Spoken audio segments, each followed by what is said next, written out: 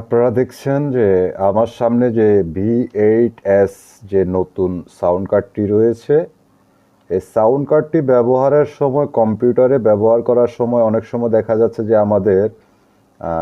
আমাদের double tempo অথবা double ধরনের মিউজিক শোনায় দেয়। তো সেজন্য যেটা আমাদের করতে হবে সেটা হচ্ছে এটার ভিতরে একটা সেটিংস আছে, যেটা হচ্ছে এই আমাদের যে কার্ডটি সেটি হচ্ছে ইন্টারনালি ওপেন হয়ে যায় মাঝে মাঝে।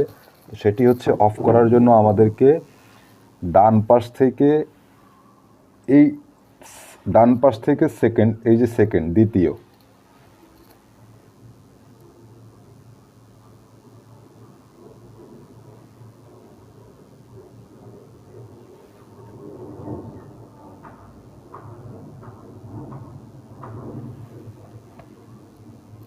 বন্ধ করে দেখিয়ে দিচ্ছি। এই যে প্রথম এবং দ্বিতীয় যে আমাদের সুইচটি,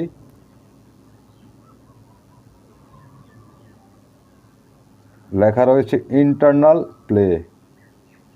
ইন্টারনাল প্লে বাটনটা যখন আমরা একবার চাপবো তখন আমাদের ইন্টারনালি এটা চালু হয়ে যাবে, এবং যখন আমরা দুইবার চাপবো তখন ইন্টারনালি অফ হয়ে যাবে।